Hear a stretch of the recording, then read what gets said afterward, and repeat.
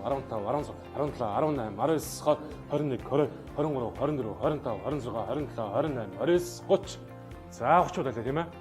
За одоо бид амьсгалаа өгнө 2 удаа.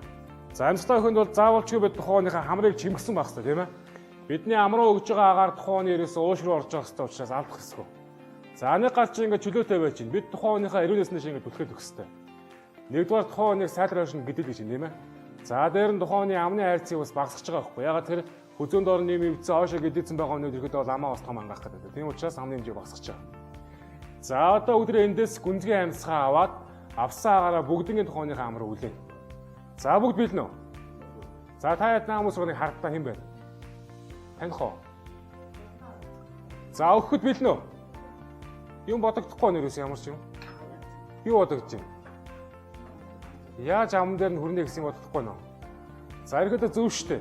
Яг энэ тохиолдолд бид өөрсдөө хамгаалах хэрэгтэй гэж байхгүй. Ягаад тэгэхээр ухаан алдаад ингээд хэвдсэн байгаа хүний үед наацх нь амны орчим ингээд шүлсээр бохирлогдсон ч юм уу, тийм ээ.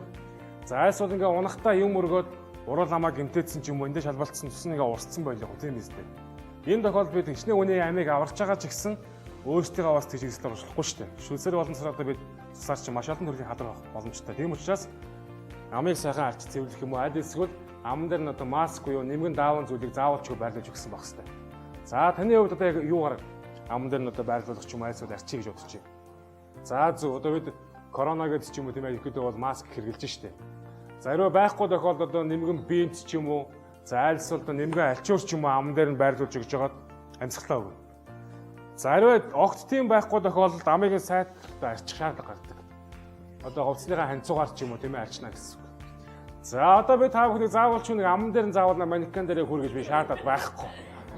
За дадлага гэдэг учраас тийм ээ. Дадлага хийж байгаа учраас одоо өдрөө зайнаас 2 удаа өгч зүгөө. За цээж дөрөнгө гүнзгий амьсгаа авлаа. Авсан агаараа бүгдийн тухайныхаа амраа үлээх хэрэгтэй. За уртаар өгнө шүү. Агаарыг харамлахгүй. За эхний удаагаа дээшээ бид 2 дахь агаар авахын тулд өндийж штэ. Тэр явцдаа бид тухайн үеийнхээ цээжийг анхаарах хэрэгтэй заавалчгүй. Ягаад тэгэхээр одоо бид нөгөө амьсгалаа зөв оруулж чадсан тохиолдолд тухайн үеийн цээж баг боловч ингээ хийлэгдсэн байж дээ. Дээшээ болох явц чинь ингээ баг боловч доошоо ингээ бууж өгч ивэл бид агаараа зөв гисэн байна гэж нэгсэндээ дүгнэнэ гэсэн тийм ээ. За тэгээ 2 дахь өглөө.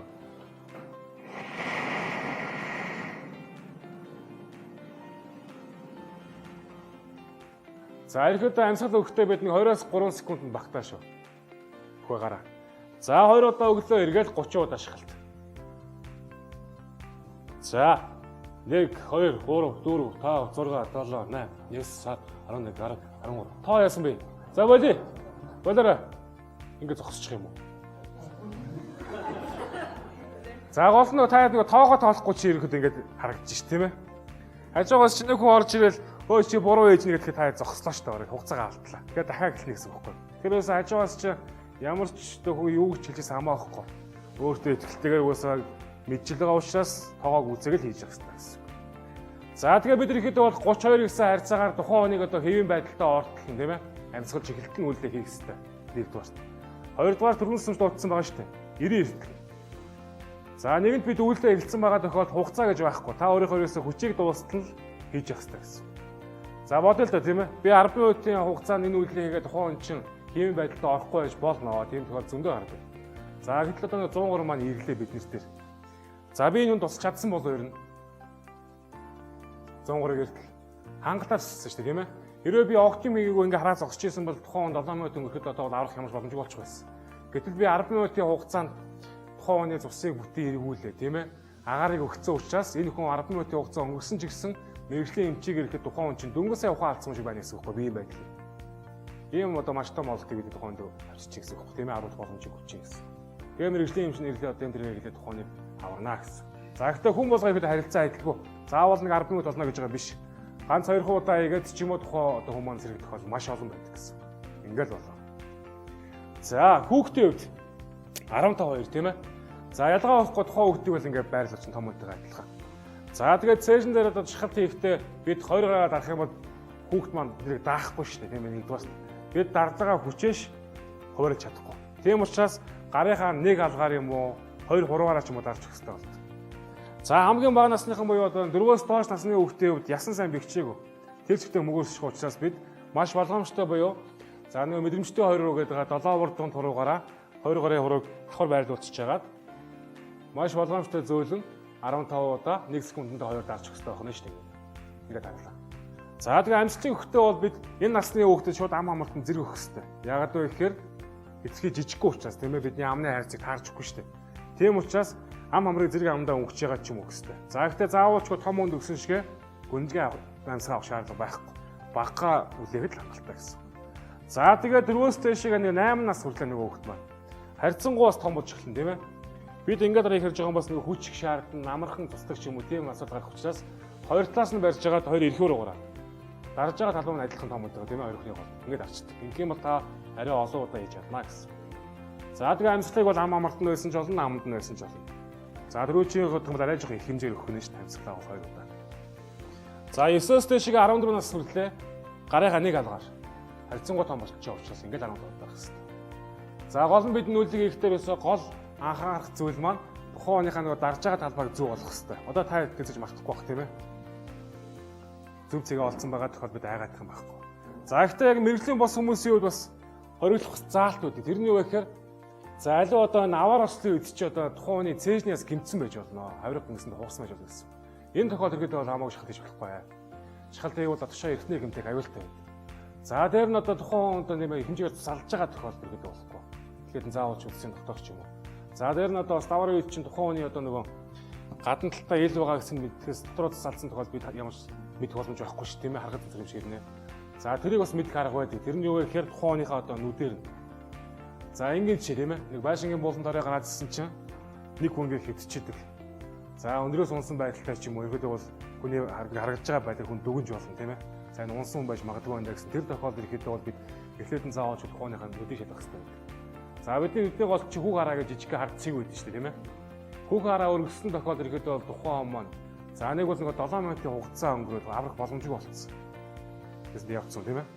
За альс бол нэг одоо ингээд харуулт өгсөн хүмүүсийн хувьд бас өргөссөн байдаг. За 3 дугаарт нь болохоор одоо хэмжээний тус алдсан хүн тийм ээ. Тэр тохиолдолд ихэд бол хүүг хараа өргөсдөх юм шүү дээ. Энэ тохиол болохгүй гэсэн. Мэргэжлийн байгууллага дуудлага өгөөд хүлээнэ гэсэн. За дээр нь цээжний ясны бүрэн бүтэн байдлыг бид яаж үзэх ёстой вэ гэхээр тухайн хүний цээжний хоёр талаас нь ингээ өнгөө шахаа үздэг. Ингээд ирэхэд бол маш зөөлхөн шахагдах. За тэгээ дуу чимээ гараад үсэлт мэдэгддэг учраас энэ хоёр тохиолдол дээр л хоригдож байгаа шүү та бүгд. Бус бүх тохиолдол дээр бид нүүлэг хийж явах хэрэгтэй. Ингээд болоо. За дээр нь манайхаа нөгөө усан живсэн гэдэг гисэн. За та яд усан живсэн өмнө ингээд авраад гаргаад ирлээ. Яах вэ? Юу хийх вэ? Ус нь гаргахгүй. За манайх ирэхэд ингээд усан живсэн хүний хувьд ингээд усан цааныг 2-3 минут боллоо тийм ээ. Мэдээж бас залгсан байгаа шүү дээ. Гэтэ бүр их хэмжээр биш. За гараад ирсэн чинь нөгөө хүн бас ухаангүй ингээд амьсгаа болцсон байж болно. Гаргаж ирэхдээ бид ерөөсөө шууд ерөөсөө шалтаа хийж эхлэх хэрэгтэй. Усандаа 2-3 минут гаргаж ирэх гэж 2-3 минут болно тийм ээ. 7 минут уусаа алдах гэдэг байхгүй. Шууд бид тухайныхаа амны үндижлээд ам төмний маань үгүй үзлээ. Хажуугаар нь толгойн эргүүлээд ерөөсөө шууд шалтаа эхэлчих хэрэгтэй. Тэгэхгүй манайхаа аваачаад нөгөө канал үзсэн ерөөсөө гаргаж ирэн гутаал хөлмөлн ингээд атаал дээш шахаж яадаг тийм ээ. Айлс бол бараг нөгөө даадаг бол барьж байгаад ингээд болчих гээд байдаг шүү дээ. Тэгсээр л нөгөө 7 минутын хугацаа алдагдаад тухайны арга боломжгүй болчих гээд байдаг юмсан. Гаргаж ирлээ энэ үйлийг хийж явах хэрэгтэй гэсэн. Хүзүүг нь жоох ингээд хажуугаар нь эргүүлгээл одоо гэсэн үг. Ингээд шахсан тохиолдолд орсон байгаа усан нэгсэндээ шахтаа гарчнаа л гэсэн үг. Энийг бас бид мэдчих хэрэгтэй байгаа шүү. Одоо авар астай үед ирэхэд шууд тухайн амны орчим одоо гэмтээд ямар ч амьсгал өгөх боломжгүй тохиолдолд хамарлуу гэж бодно шүү дээ. Ихэд амьсгалаа өгөхтэй бол. Тийм ээ? Амны орчим үсэг гэмтсэн байгаа тохиолдол шүү. За дээр нь одоо энэ бол харьцангуй бас та бүгдийн өдөөс хойхон тохиолдол. Та бүгдээ таарна гэсэн тийм ээ? Тэгээд таарах хэрэг одоо үгүйсэхгүй шүү дээ. Ихэд бол сүүлд нь одоо эзэнээсээ та бүгд ажиучин байгаа ийм тохиолдол орсон тохиолдол бид харамсахгүй тул бүгдийг сайн мэдсэн байх хэрэгтэй гэсэн үг сурсан байх хэрэгтэй. За хамгийн их тохиолдог жишээ гэх юм бол одоо нөгөө уунж татдаг хүмүүс байдаг шүү тийм ээ. Янз бүрийн ославарын улмаас ч юм уу. Байсыгаар унах гаталт өгчдөг хүмүүс өндөө байдаг. За тэр тохиолдолд яах вэ гэхээр ялгаа авахгүй та бүгдийн хажууд ингээл явж байгаа л нөгөө хүн чинь газар ундаг. За тэгээ бид ялгаа авахгүй тухайн хүнээ шалгана шүү дээ. За яасан бэ зөвөрөө асуулаа. За амьсгалж нөгөө тэр нөгөө чинь хайрцангуй амьсгалаад гэж идэг. Тэр хүн зохиолж идэг. Энэ тохиолдолд бид яах хэрэгтэй вэ? Ухаан алдсан. За тэгсэрний амьсгалтай байгаад байна шүү тийм ээ. За зөв. Тухайн хүний одоо нэг амьслын замын чөлөөтэй байрлахын тулд хамгийн эхлээд тухайн хүнийг бид зөв байрлах юу? Хажуугаар нь төлөх хэрэгтэй. Хажуугаар нь төлсөн тохиолдолд тухайн хүний хил байж унахгүй тийм ээ амьсгал боогдохгүй. За тэр нь хажуугаар хөвтөж байгаа хүний цусны нэгэлт нь хамгийн сайн байж идэг учраас хажуугаар нь төлж өгч байгаа. За тэгээ бид эхлээд нь тухайн хүнийхээ хувцалтын байдлыг анзаарах хэрэгтэй. Хүзөө боосон зангаатай юм байгаа бодож болно тийм ээ. Тэр тохиолдолд бид заавалчгүй тухайн хүнийхээ хоолойгоо сайн гаргаж өгөх хэрэгтэй гэж байна. За дээр нь амьсгалж байгаа орчин бөгчин байгаа тохиолдолд хаалга цонхыг сайхан нээгээд агаар сайхан оруулж өгөх хэрэгтэй. За тэгээ саяны таавуудын хэлдгээр нөө дарддаг цэг байдаг тийм ээ. Бурлан дээдлийн хонхор, за ариуны хонхор байдаг, за игний дээдлийн хонхор байдаг бас тийм ээ. Эдгээр цэгүүдээр дарж болно. За дээр нь одоо хамарт нь хус нөстэй зүйл буюу үнэртэй бас спиртийг өнөртүүлж болно. Хажууд чи энэ нэг юм байгаа тохиолдол тийм ээ. За тэгээ хамрын ойролцоо ингээд төхөө өгчдөг. Манайха хамартны мөрдүүлж ингээд бас цайнаас ингээд бас өгөхгүй гэж чаддгүй. За ингээд тухайн хүн чинь нэгсэн төвийн байдалтай орчихно. Энэ тохиолдолд бид харьцангуй тайван байж болно. За нөгөө тохиолдол нь юу гэхээр тухайн хүн чинь таталт өгсөн хүн байвал яах вэ? Шууд татчих ивэл яах вэ тийм ээ? Шууд хажуугаар нь эргүүлэх боломж байхгүй шүү дээ. Тийм учраас сайхан гар хөлийгээ сайхан суулгахын тулд массаж ирлэг хийж өгөх хэрэгтэй. За тэгээ хажуугаар нь эргүүлж байгаа сая нэг дараалттай адилхан үйлдэлүүдийг хийнэ. За дээр нь ирүүн зурцсан байл яах вэ? Хилээ хатсан байл яах вэ? За зөв тухайныхоо одоо нөгөө ирүүний булчин гэж байж байгаа шүү дээ. За тэр булчин тийм ээ. Энэ нэг бондоо хатварсан байдаг. Энэ дээр сайхан тэмтэрж ягаад яг тэр хэсэгт массажлах юм бол аяндаа угаасаа ирүү мас сулраад ихээр ангаар гэсэн үг байна. Ингээл болно. За манайхаа хөвчлийг сайн мэддэггүй. Уунал таталт өгдөг хүмүүсийн хөвчлэн нөгөө ингээл таталт өгсөн байж хахад нь дараа гэрийнхэн ч юм энэ нэг өрөн гутаа ой халбагаа аваад ирэн гутаа ишийн шүдний орноор хийлээ гүш ангаалгадаг тийм ээ. Хайд мэдэн шүү дээ яг нуугаад. За ихэд хөвчлөө одоо манайхны хувьд нөгөө 70-80% надад тийм ойлголттой байдаг хөөхгүй. Таталт өглөө халганы шийж байгаа ч юм уу гүш ангаална гэсэн ойлголттой байгаад тийм нь маш буруу хөөхгүй. Ягаад тэгэхээр тухайн хүнд бас гэмт хүчүүд шүү дээ тийм ээ. За гүшгэд тухайн хүний шүдний паалан хамгийн наадлан цахим. За бүр цаашлах юм бол одоо ингээд гүшсэн тохиолдолд тухайн хүний шүднийг хугалж чинь тагнагийн цаваалгах ч юм асуудал зөндөө гарч ирдэг. Хайд өөдрөө бодохгүй тийм ээ. Нөгөөний бодож байгаа ядраад ачаал аваад ч юм уу таталт өгсөн байсан чинь нэг мэдэхгүй гараад гот халбагдсан байл яг та бодоо үзтээ. Шүд ч байхгүй болцсон мөн хөөстэй. Тэр өгөөдөө бид нэг одоо цаашдаа мэддэг хүмүүстэй зааж ах хэрэгтэй гэсэн. Ингээл болоо. За харьцан гоо саяын сүүлийн ярьдаг энэ ухаан алд татсан хүмүүсийн хүмүүсийн хувьд ихэд харьцан гоо бид тайван байж болно тийм ээ. Ягаад тэгэхээр одоо амьсгал тэр хэвэн байгаа учраас ийм байдаг байгаа шүү.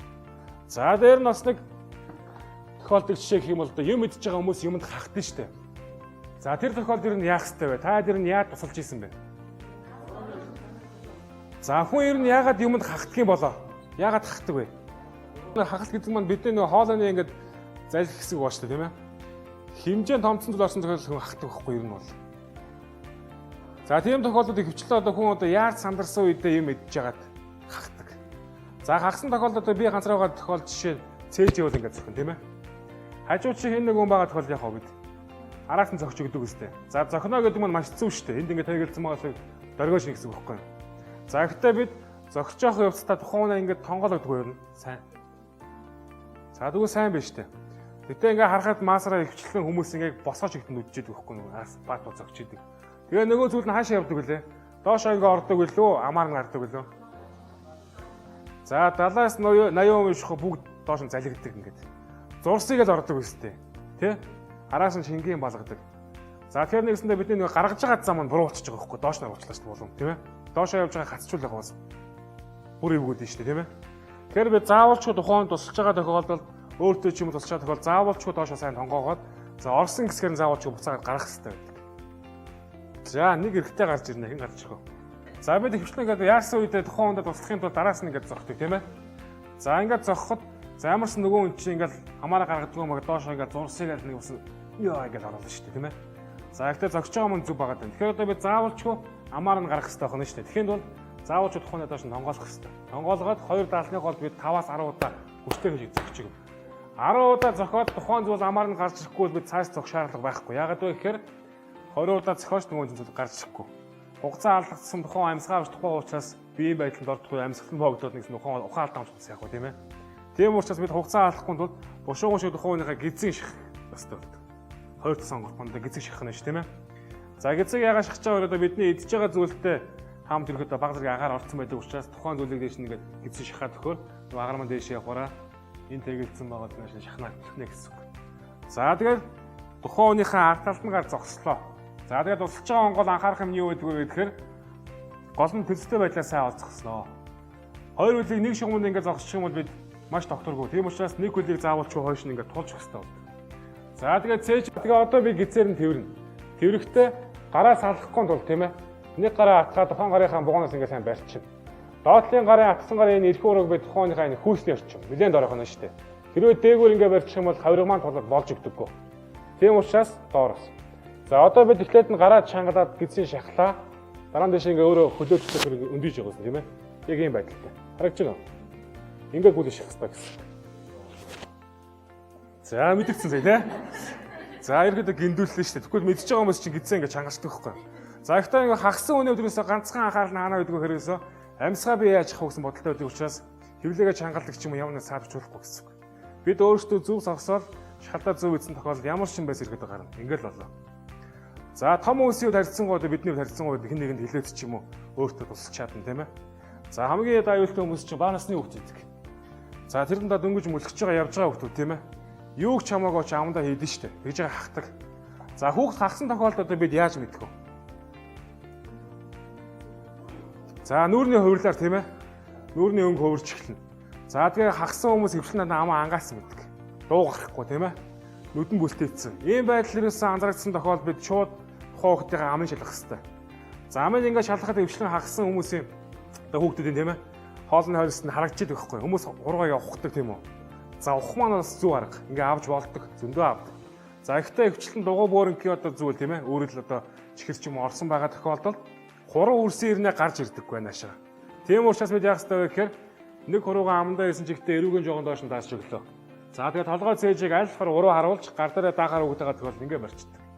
Арай даахгүй өгдөг байгаа тохиолдолд өөрийнхөө өвдөн дээр ч юм уу байрлуулж яагаад тухайн хүүхдийнхаа нурууны доод цэцэг буюу одоо өвцнийхэн жоохон дээрээс хулаад нурууны толгойн чигтээ гусуулж алгадах хэрэгтэй гэж. Ингээр нэгдүгээр дөргөлчж байгаа. Хоёрдугаарт гидсэн доор нь ингээд гараа ч юм уу лиш ингээд өвдөө өвцөн байгаа учраас гидсэн шахах гэсэн үг байхгүй. Тэгэл нөгөөсөн доор юм гарна гэсэн. Ингээд болоох нь шүү дээ. За та бүгдийн хувьд ганцаараа байж байгаа хагсан тохиолдол нь яах вэ? Туслах хүн байхгүй байгаа даа шүү дээ. Өөрийгөө ямарсан зөхөх бах тийм ээ. Ямарсан нөгөө багш нь зааж исэн гэдэг. За тонгоогоо зөхлөө гарахгүй байна одоо яах юм? Шингэн бол ягаад ч орохгүй. За уул нь зөв сонголт нэг хоёр сонголт гизээ ших байгаа тийм ээ. Хүн өөрийгөө ших чаддгүй байхгүй гэж. Тэгэхээр нэгсэндээ бид юм дээр тэгнэх хэрэгтэй гэсэн үг. Сандал юу вэ тийм ээ? Орны төлгөө юу нэгснээ тэгнсэн тохиолдолд гизээ шахтана гэсэн. За ерөөдөө юм байгаа шүү. За сая ярьсан 3 зүйлээс ерөөдөө та дасуухаар юм байна уу? Ойлгомжтой юм. За тэгвэл та хэд гэртээ хараад ч юм уу тийм ээ гэр бүлийнхаа гишүүд ч юм уу хамгийн сайн сурсан нэг зүйлээ заавалчгүй ярьж өгөрөө. Тэгэх юм бол та хэд мартахгүй гэсэн үг. За баярлалаа бүгдэнд амжилт хүсье. За